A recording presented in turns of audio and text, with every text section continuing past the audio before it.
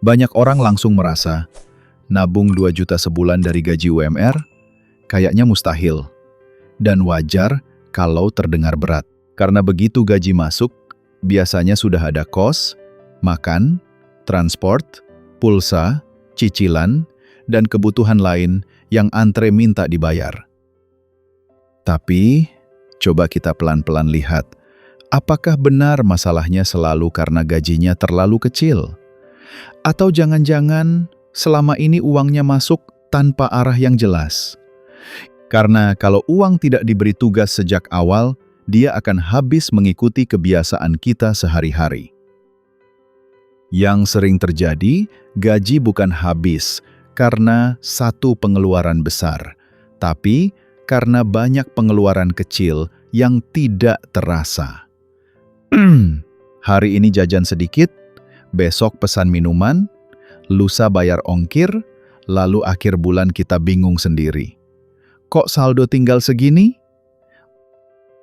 Kelihatannya cuman kopi, camilan, biaya admin, langganan aplikasi, atau cicilan kecil. Tapi kalau semua dikumpulkan, angkanya bisa bikin kaget.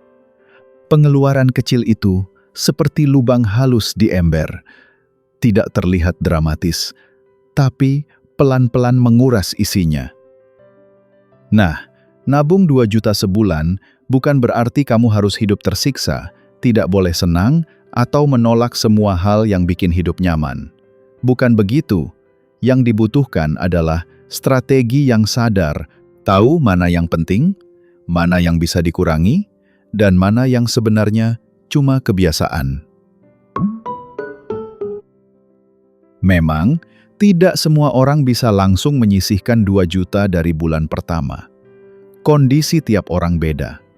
Ada yang masih bantu keluarga, ada yang punya cicilan, ada yang biaya hidupnya tinggi.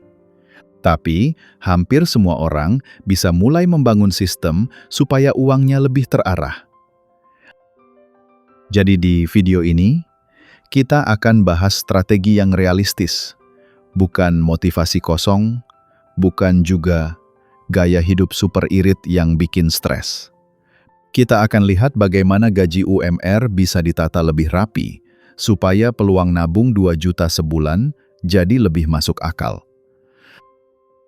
Coba bayangkan hari gajian.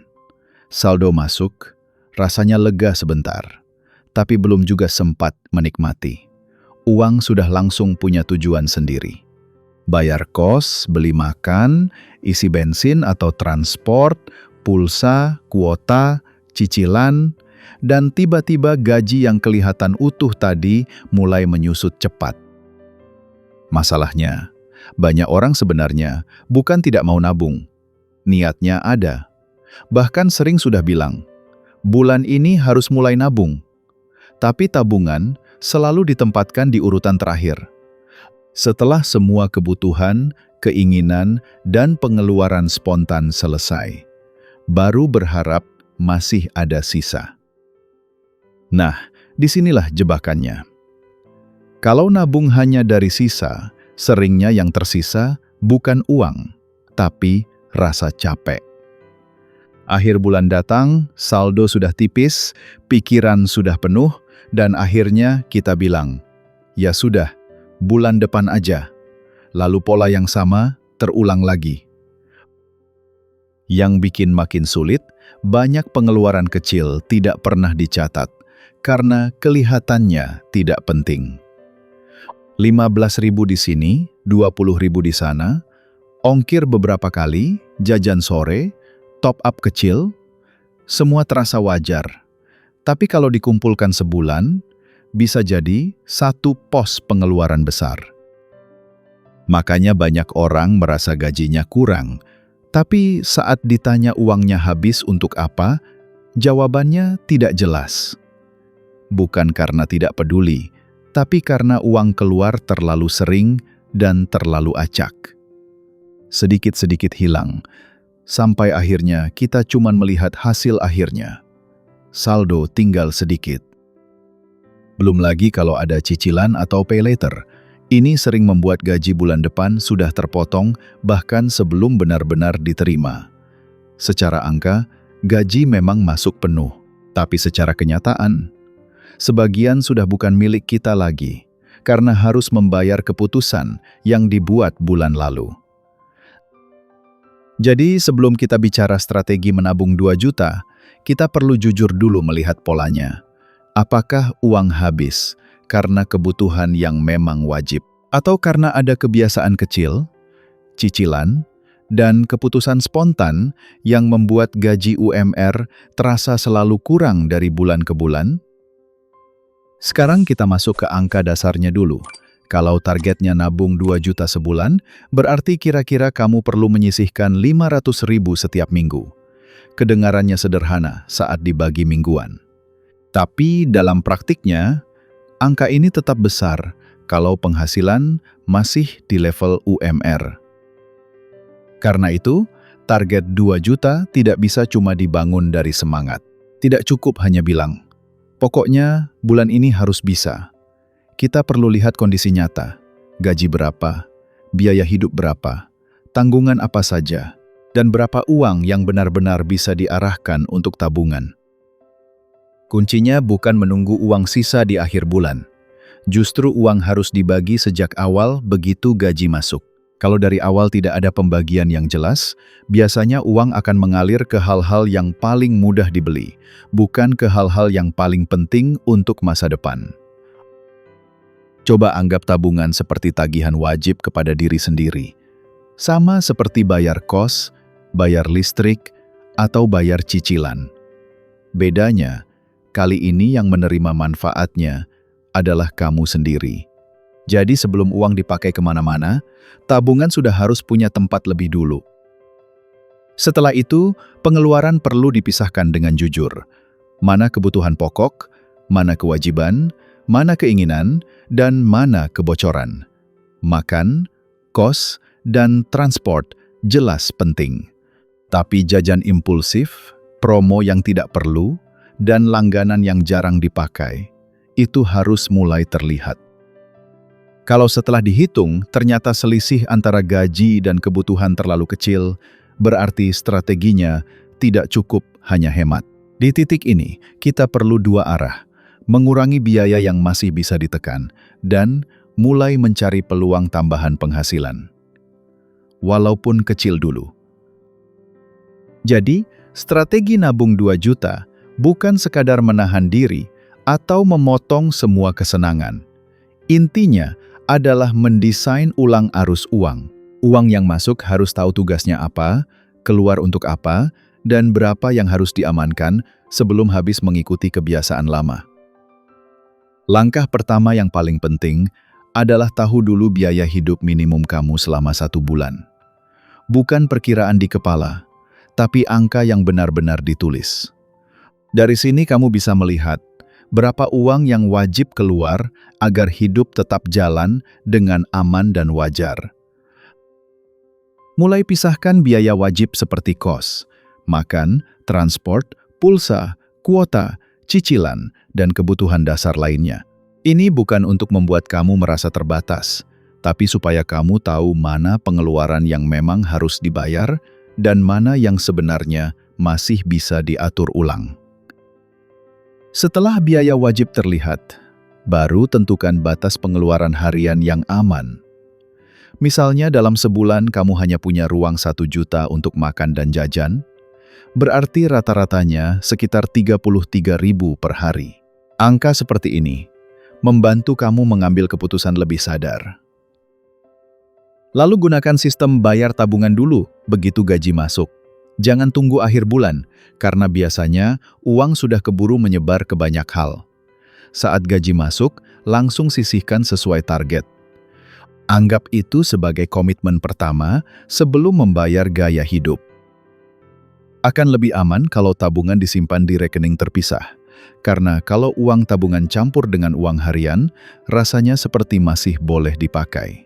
Padahal, diam-diam saldo itu bisa terkikis sedikit demi sedikit, terutama saat ada promo, ajakan nongkrong, atau belanja spontan.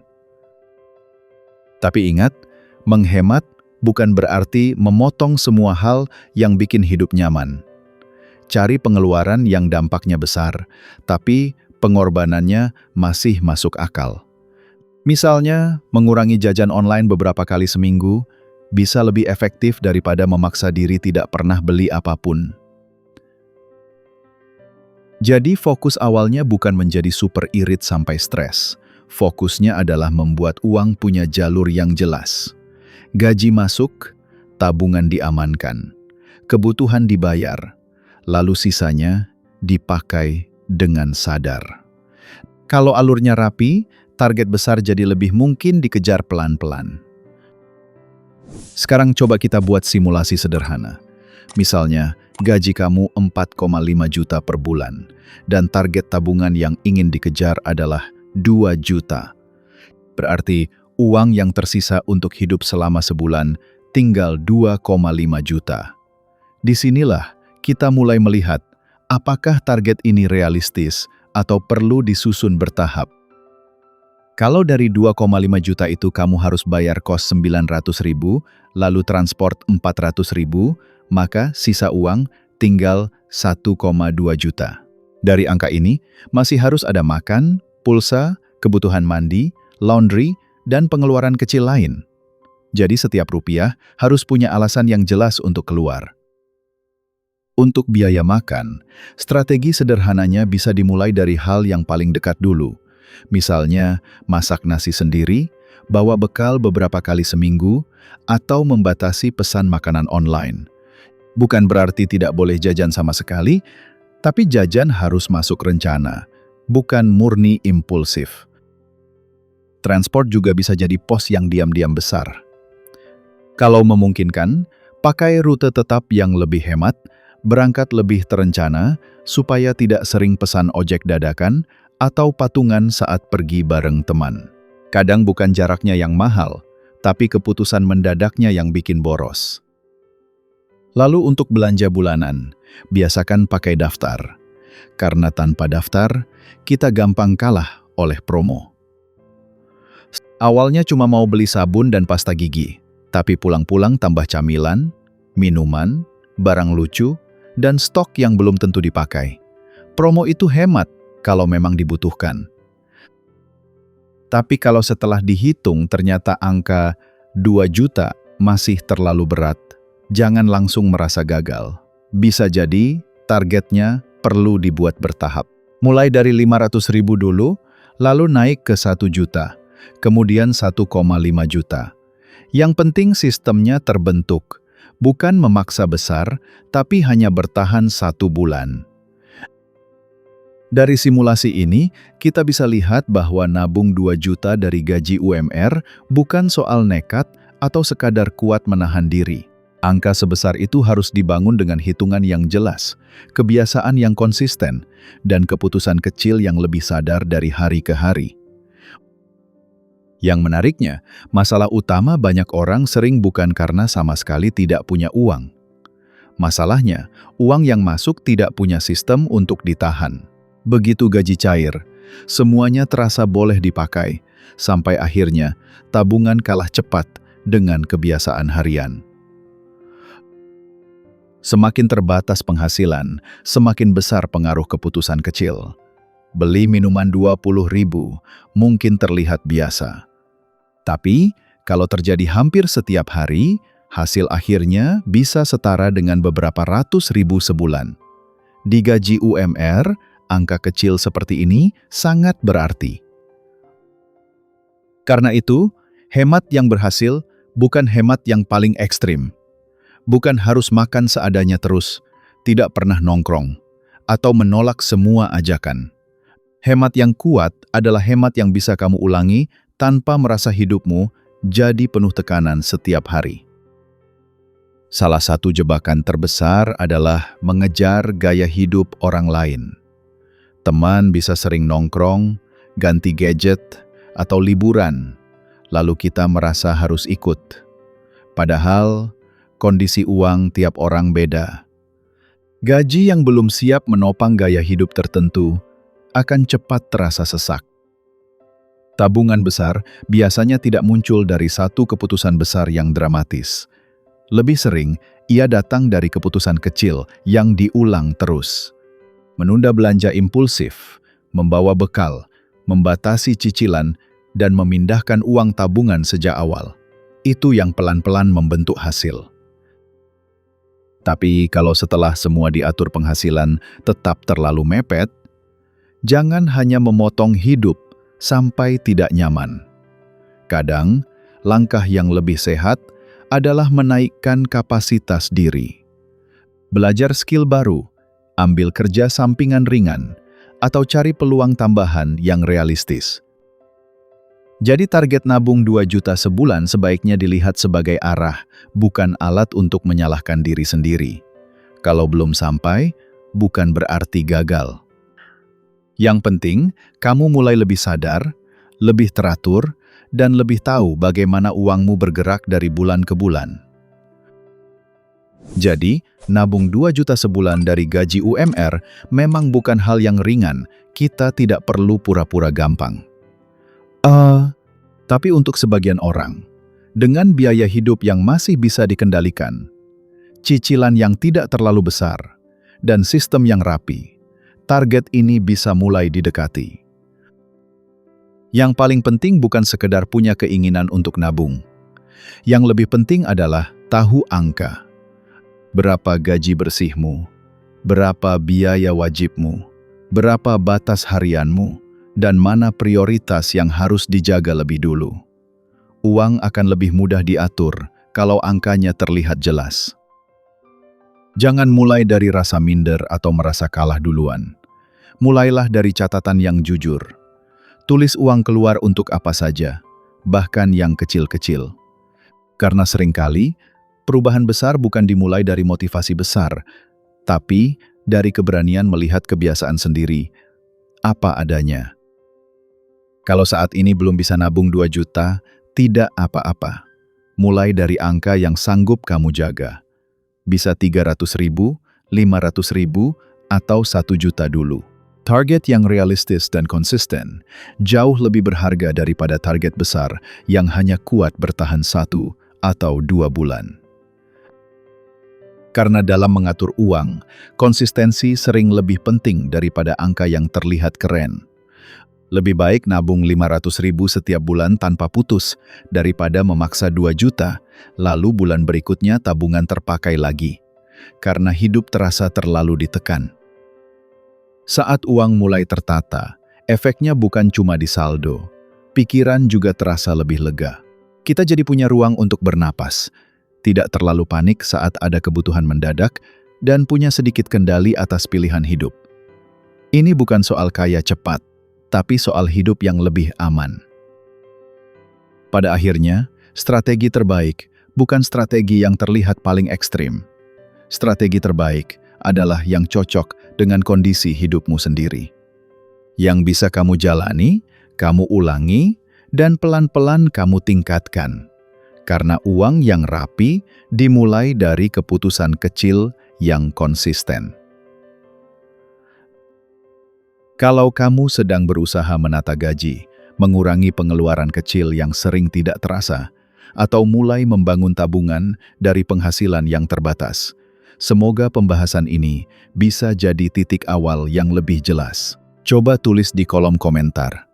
Bagian paling sulit buat kamu itu apa? Penghasilan, pengeluaran, cicilan, atau kebiasaan kecil sehari-hari?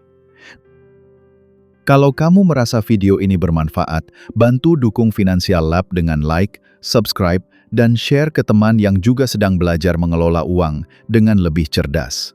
Kita akan terus bahas keuangan dengan cara yang sederhana, realistis, dan dekat dengan kehidupan sehari-hari.